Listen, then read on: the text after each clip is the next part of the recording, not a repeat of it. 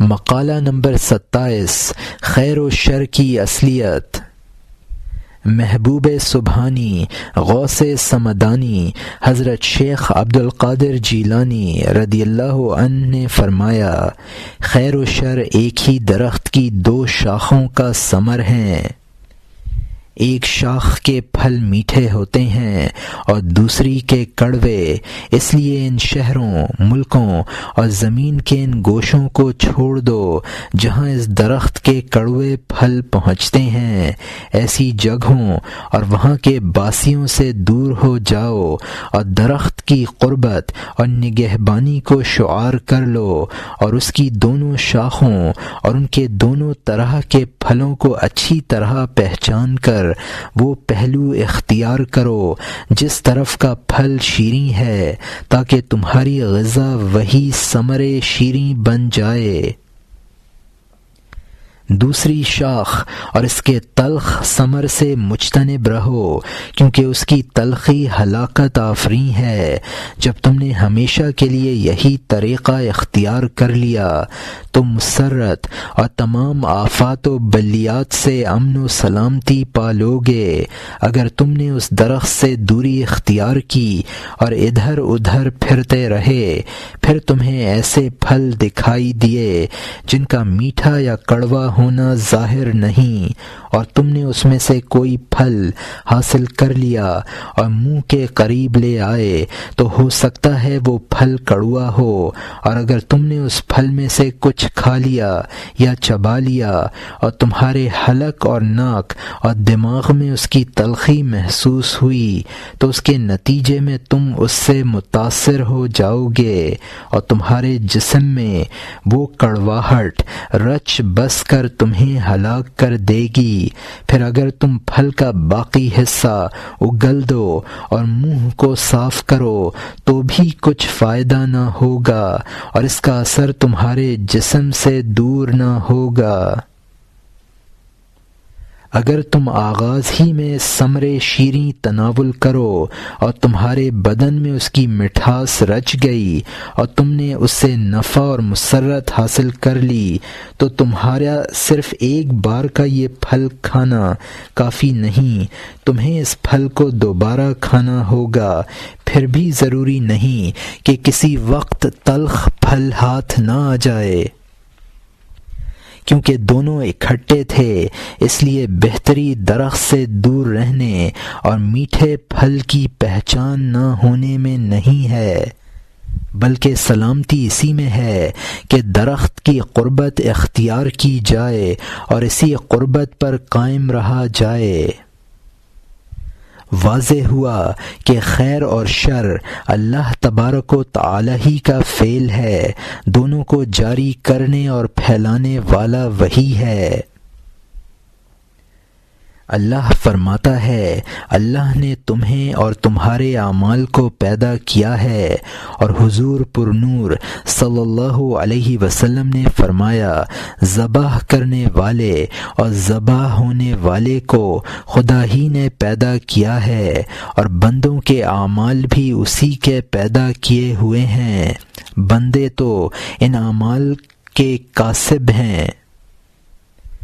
ارشاد خداوندی ہے، تم اپنے اعمال کی جزا میں داخل بہشت ہو جاؤ۔ سبحان اللہ، یہ خدا تعالی کا انعام اور اس کی رحمت ہے کہ اس نے اعمال کی نسبت بندوں کی طرف فرمائی اور اس کی وجہ سے انہیں جنت کے قابل بنایا، ورنہ عمل کی توفیق بھی تو اسی کی رحمت سے ہے۔ اور حضرت عائشہ رضی اللہ عنہا سے مروی ہے کہ آقا حضور علیہ الصلاۃ والسلام نے فرمایا، کوئی شخص اپنے عمل کی وجہ سے داخل جنت نہ ہوگا۔ پوچھا گیا، آپ بھی نہیں؟ فرمایا، نہیں، صرف اللہ کی رحمت کے سائے کے سبب ایسا ہوگا۔ جب تم اطاعت خداوندی اور قضاء و قدر کی اہمیت کو تسلیم کر لو تو اللہ تمہیں شر سے محفوظ رکھے گا اور خیر کے ذریعے تم پر اپنا فضل فرمائے گا اور دین و دنیا میں ہر برائی سے بچنے کی توفیق مرحمت کرے گا۔ اخروی برائی سے حفاظت کے متعلق فرمان الہی ہے۔ ہم نے برائی اور فحاشی سے حضرت یوسف علیہ السلام کو بچا لیا کیونکہ وہ ہمارے مخلص بندوں میں سے ہیں۔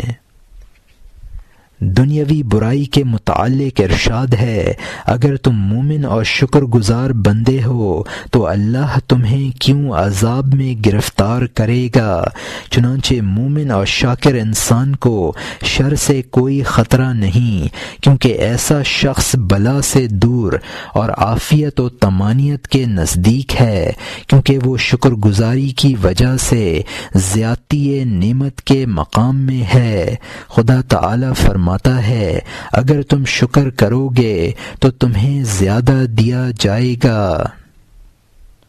جب تمہارا نور ایمان اس آگ کو سرد کر سکتا ہے جو ہر گناہ گار کو آخرت میں ملتی ہے تو دنیا میں آتش بلا کو کیوں نہ بجھایا جائے گا۔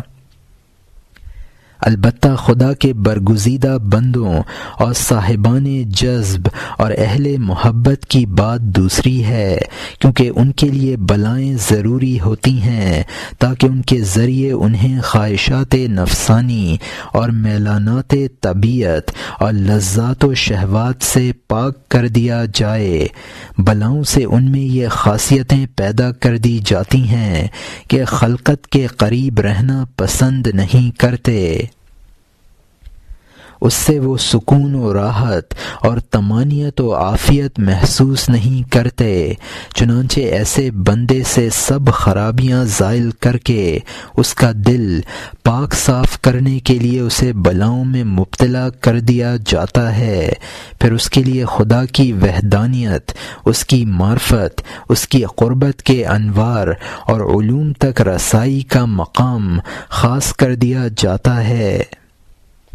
اس لیے کہ مکان قلب میں دو مکینوں کی گنجائش نہیں ہوتی اور خدا نے کسی کے سینے میں دو دل نہیں بنائے۔ سلاطین جب کسی بستی میں داخل ہوتے ہیں تو اس کو خراب کرتے ہیں، وہاں کے باسیوں کو ذلیل کرتے ہیں اور اچھے مکانوں اور ستھری زندگی سے انہیں باہر نکال کرتے ہیں۔ اسی طرح دل پر شیطان کی اور خواہشات نفس کی حکمرانی ہو اور ان کے زیر اثر اعضائے جسم طرح طرح کی برائیوں، گمراہیوں اور معصیتوں کے مرتکب ہوتے ہیں، اور پھر وہ حکومت ختم ہو جائے، اعضاء و جوارح سکون پائیں، دل کا شاہی محل خالی ہو اور سینے کا صحن پاک صاف ہو جائے، تو گویا قلب توحید و معرفت اور علم کے لیے تیار ہو گیا اور سینہ عجائبات غیبی اور واردات کے نزول کا مقام بن گیا، اور یہ سب کچھ بلاؤں کے نزول کے سبب ہے۔ سرور کائنات علیہ الصلاۃ والسلام نے فرمایا، بلاؤں کے اعتبار سے ہم انبیاء دوسرے آدمیوں سے زیادہ سخت ہیں۔ جو شخص بادشاہ سے زیادہ قریب ہو اس کے لیے خطرات اور خوف و حذر کے مقامات زیادہ ہوتے ہیں، اس لیے کہ وہ بادشاہ کی نگاہ میں ہوتا ہے اور اس کی تمام باتیں اور تمام کام بادشاہ پر ظاہر ہوتے ہیں۔ اگر کوئی یہ کہے کہ خدا تعالی کے نزدیک تمام آدمی برابر ہیں اور اس کی نگاہ سے تو کوئی شے بھی چھپی ہوئی نہیں ہے، تو اسے معلوم ہونا چاہیے کہ جو شخص مقرب بارگاہ خداوندی ہو جائے اور اس کی قدر و منزلت بڑھ جائے تو اس کے لیے خطرات بھی بڑھ جاتے ہیں، کیونکہ نعمت خداوندی پر خدا کا شکر کرنا سب سے زیادہ اس پر واجب ہو جاتا ہے، اور اطاعت خداوندی میں ذرا سی بے احتیاطی اور شکر گزاری میں ادنا عدم توجہی اور کوتاہی بڑا قصور متصور ہوتا ہے۔ خداوند کریم جل و علا نے فرمایا، اے نبی کی بیویوں، تم میں سے جو کھلی نافرمانی کرے گی اسے اوروں سے دگنا عذاب دیا جائے گا۔ حضور صلی اللہ علیہ وسلم کی ازواج مطہرات سے یہ کہنا اس لیے تھا کہ ان پر معیت و قربت نبوی کی وجہ سے